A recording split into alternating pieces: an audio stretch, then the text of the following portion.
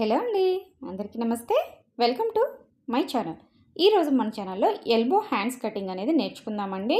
ఒకసారి మనం హ్యాండ్స్ ఎంత పర్ఫెక్ట్గా స్టిచ్ చేసుకున్నా కూడా బిగినర్స్కి ఇక్కడ చంకలో ముడతలు వస్తున్నాయి కదా, సో అలాంటి ముడత అనేది రాకుండా ఏ విధంగా కట్ చేసుకోవాలో ఈ రోజుటి వీడియోలో మీకు చూపించబోతున్నానండి. ఈ వీడియోని ఎవరైనా మొదటిసారి చూస్తున్నట్లయితే సరిత మోడమ్ ఛానల్ని సబ్స్క్రైబ్ చేసుకోండి, పక్కనున్న బెల్ ఐకాన్ని కూడా ఆన్ చేసుకోండి. దీనివల్ల మన ఛానల్ అప్డేట్స్ మీకు ఎప్పటికప్పుడు నోటిఫికేషన్ రూపంలో వస్తూ ఉంటాయండి. ముందుగా మనం హ్యాండ్స్ కోసం తీసుకున్నటువంటి క్లాత్ని 4 ఫోల్డ్స్గా అంటే 4 మడతలుగా ఒకేసారి వేసుకోండి. 2 హ్యాండ్స్ని కూడా ఒకేసారి కట్ చేసుకోవడం వల్ల 2 ఈక్వల్గా వస్తాయి. చివరన ఒక 1/4 ఇంచు క్లాత్ వదిలేసి ఈ విధంగా ఒక లైన్ అనేది మార్కింగ్ చేసుకోండి. ఎందుకంటే ఇది మనకి కింది వైపున కూడా 2 ఈక్వల్గా వచ్చేదానికి ఇలా ఒక లైన్ మార్కింగ్ చేసుకొని కట్ చేసుకోవాలండి. తర్వాత ఈ పై వైపుకి ఇట్లా 1 ఇంచు దగ్గర మార్కింగ్ చేసుకోవాలండి. ఇక్కడ మనం స్టిచ్ చేయబోయే ఈ బ్లౌజ్ వచ్చేసి 2 వైట్ బ్లౌజ్ కాబట్టి కింద హెమింగ్ పట్టీ కోసమని 1 ఇంచు వదులుకొని మార్కింగ్ చేసుకొని లైన్ డ్రా చేసుకోవాలండి. బ్లౌజ్ పొడవు 10 ఇంచెస్, ఒక 1/2 ఇంచు ఎక్స్ట్రా స్టిచెస్ కలిపి 10.5 ఇంచెస్ దగ్గర మార్కింగ్ చేసుకోవాలి. పై వైపున స్ట్రైట్గా ఒక లైన్ అనేది డ్రా చేసుకోవాలండి. అదేవిధంగా నెక్స్ట్ హ్యాండ్ డౌన్ మెజర్మెంట్స్ తీసుకోవాలి. ఇక్కడ మనకి హ్యాండ్ డౌన్కి నేను ఇక్కడ 3 ఇంచెస్ తీసుకుంటున్నాను. సో 3 ఇంచెస్ దగ్గర హ్యాండ్ డౌన్ తీసుకొని ఇక్కడ కూడా ఒక స్ట్రైట్ లైన్ అనేది డ్రా చేసుకోవాలండి. తర్వాత ఈ కింది వైపు హ్యాండ్ లూజ్ వచ్చేసి మార్కింగ్ చేసుకోవాలి. ఇక్కడ hand loose 6 inches plus 1.5 inches extra stitching కోసమని మార్కింగ్ చేసుకుంటున్నాను. నెక్స్ట్ ఈ షోల్డర్ నుంచి హ్యాండ్ డౌన్ వైపుకి చంక రౌండ్ అనేది మార్కింగ్ చేసుకోవాలి. ఈ బ్లౌజ్కి చంక రౌండ్ వచ్చేసి 16 ఇంచెస్ అంటే 16/2 8 ఇంచెస్. సో 8 ఇంచెస్ దగ్గర ఈ విధంగా ఒక మార్కింగ్ చేసుకుంటున్నానండి. ఈ బ్లౌజ్కి నడుము లూజ్ వచ్చేసి 32 ఇంచెస్. సో 32/4 8 ఇంచెస్ అనమాట. మీ విధంగా నడుము లూజ్తో కూడా ఆర్మ్ హోల్ రౌండ్ అనేది మార్కింగ్ చేసుకోవచ్చు అండి. నెక్స్ట్ షోల్డర్ దగ్గర 1 ఇంచ్ దగ్గర ఒక మార్కింగ్ చేసుకొని షోల్డర్ వైపు నుంచి ఈ హ్యాండ్ డౌన్కి ఒక లైన్ అనేది స్ట్రైట్గా మార్కింగ్ చేసుకోవాలండి. సో ఇందాక మార్కింగ్ చేసుకున్నాం కదా hand loose. So hand loose నుంచి పైన హ్యాండ్ డౌన్కి ఈ విధంగా లైన్ అనేది మార్కింగ్ చేసుకోండి. ఇటువైపు కూడా ఉందండి, మనకి స్టిచెస్ కోసం ఎక్స్ట్రా మార్జిన్ వదులుకున్నాం కదా, సో అక్కడ కూడా ఒక లైన్ డ్రా చేసుకోవాలి. ఇక్కడ మనకు వచ్చేసి కార్నర్లో చంక పీస్ అనేది పడుతుంది. సో ఆ పీస్ జాయిన్ చేసుకున్న తర్వాత ఇక్కడ మనం ఒకేసారి డ్రా చేసుకోవచ్చు. సో మార్కింగ్ పూర్తయిపోయింది కదండి. ఇప్పుడు షోల్డర్ దగ్గర నుంచి డౌన్ వైపుకి ఈ విధంగా ఒక రౌండ్గా లైన్ డ్రా చేసుకుంటూ హ్యాండ్ మార్కింగ్ అనేది చేసుకోవాలి.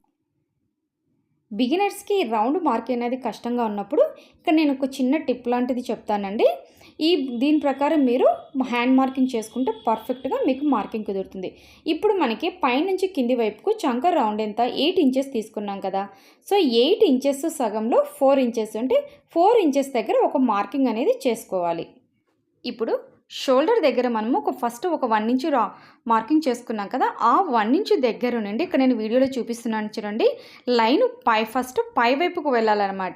ఆ తర్వాత నుంచి కింద డౌన్ వైపుకి మార్కింగ్ చేసుకోవాలి ఒక కర్వ్ అనేది.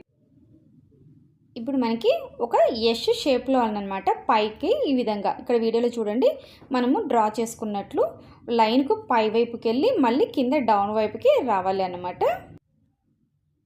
బ్లౌజ్కి హ్యాండ్స్ రౌండ్ అనేది నీట్గా కట్ చేసుకోవడం బిగినర్స్కి కొంచెం కష్టం, కన్ఫ్యూజన్గానే ఉంటుందండి.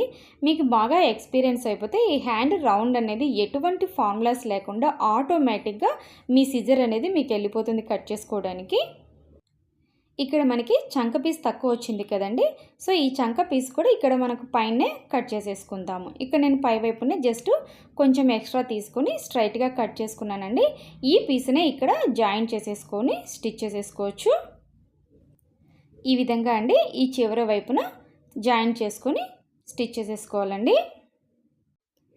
ఇందాక మనం మార్కింగ్ చేసుకున్నాం కదా, హ్యాండ్ లూజ్కి ఎక్స్ట్రా మార్జిన్ అనేది పెట్టుకున్నాం కదా, సో ఆ మార్జిన్కి ఇక్కడ పై వైపున మనకి ఎంత అవసరం అవుతుందో అంత మార్కింగ్ చేసుకోవాలండి. మీరు ఈ విధంగా హ్యాండ్స్ అనేది కటింగ్ చేసుకుంటే మనం బ్లౌజ్ స్టిచ్ చేసుకున్నా కూడా ఇక్కడ చంకలో ముడతలు అనేది రాకుండా పర్ఫెక్ట్గా నీట్ ఫినిషింగ్ ఉంటుందండి.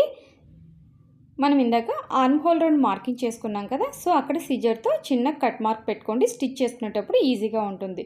సో నెక్స్ట్ వచ్చేసి ఆర్మ్ హోల్ డౌన్ అనేది మార్కింగ్ చేసుకోవాలి.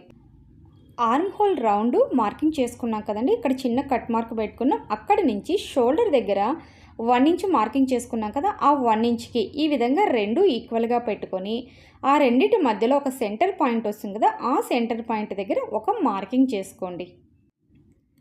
ఆ సెంటర్ పాయింట్ దగ్గర ఒక 1/2 ఇంచ్ డౌన్కి మార్కింగ్ చేసుకోవాలి. తర్వాత పైన షోల్డర్ దగ్గర నుంచి ఇక్కడ నేను వీడియోలో చూపిస్తున్నాను కదండి, జస్ట్ లైట్ కర్వ్ అనమాట, ఇక్కడ దాకా అక్కడికి వచ్చి చివరి వైపున మళ్ళీ మనం ఇందాక ఆర్మ్ హోల్ రౌండ్ తీసుకున్నాం కదా, కరెక్ట్గా ఆ పాయింట్ వరకే స్టాప్ అవ్వాలండి. ఆ తర్వాత అటువైపుకి మనము డౌన్ అనేది తీయకూడదు. ఇంతే అండి, చాలా ఈజీగా మనం ఆర్మ్ హోల్ డీప్ కూడా కట్ చేసుకోవచ్చు. ఇక్కడ ఆర్మ్ హోల్ డీప్ తీసిన చోట చిన్న కట్ మార్క్ పెట్టుకోండి, స్టిచ్ చేసుకోవడానికి ఈజీగా ఉంటుంది.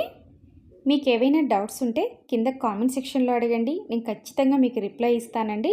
అదేవిధంగా ఈ వీడియో మీద మీ అభిప్రాయాన్ని కూడా తెలియచేయండి. మరొక వీడియోతో మీ ముందుకు వస్తాను. Thank you.